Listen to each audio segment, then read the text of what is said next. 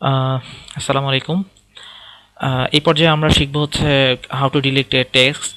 আমরা কিভাবে একটা লেখা বা একটা ওয়ার্ড বা একটা ডকুমেন্টস কিভাবে ডিলিট করতে পারি। নর্মালি আমরা যখন এখানে ডিলিটের দুইটা অপশন থাকে, শুধুমাত্র ডিলিট বাটন চাপলে কিন্তু দেখেন আমি কার্সারটা এখানে রাখতেছি কিন্তু ডিলিট চাপতেছি কিন্তু ডিলিট কিন্তু কিছুই হচ্ছে না।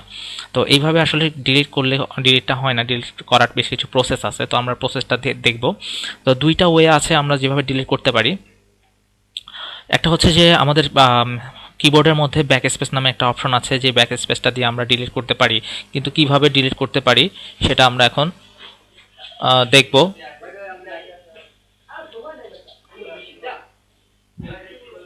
ঠিক আছে,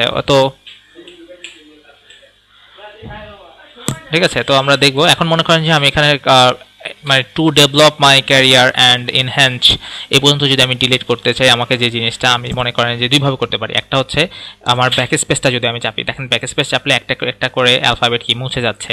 তো এইভাবে করে আমরা কিন্তু কি একটা করে ডিলিট করতে পারি। এটা হচ্ছে যে আমাদের একটা স্লো প্রসেস, যেটা আমরা সরি যেভাবে আমরা ডিলিট করতে পারি।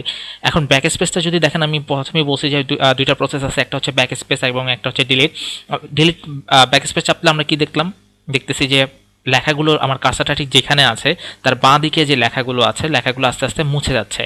কিন্তু যখন দেখেন আমি ডিলিট নামে অপশনটা ক্লিক করতেছি, প্রেস করতেছি বারবার, দেখা যাচ্ছে যে এবার দেখেন অ্যান্ডের পাশে দিয়ে আছে, দিয়ে এখানে আমার কার্সারটা রাখলাম।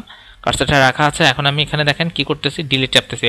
এখন দেখেন ডিলিটটা আমার ডান দিকের বাটনের মানে ডান দিকের যে অ্যালফাবেটগুলো আছে ধীরে ধীরে ডিলিট হয়ে যাচ্ছে। এটা হচ্ছে যে ডিলিটের আরেকটা প্রসেস।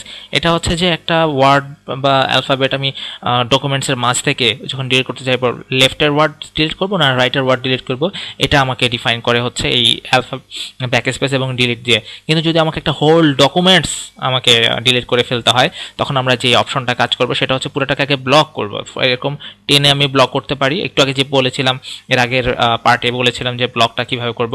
অথবা দেখেন আমি এখানে এভাবে ব্লক করতে পারি, বা আরেকটা হচ্ছে যে আমি শিফট এবং অ্যারো কি দিয়ে করতে পারি, বা কন্ট্রোল এ। কিন্তু কন্ট্রোল এ এখানে আমরা ইউজ এই জন্য করবো না, আমার দরকার হচ্ছে মনে করেন যে এইটুকু লেখা আমার, এইটুকু না, মনে করেন প্রথম লাইনটুকু আমার ডিলিট করা দরকার। এখন যদি আমি কন্ট্রোল এ চাপি, কি হচ্ছে, আমার কন্ট্রোল এ চাপলে সবগুলো চলে যাচ্ছে।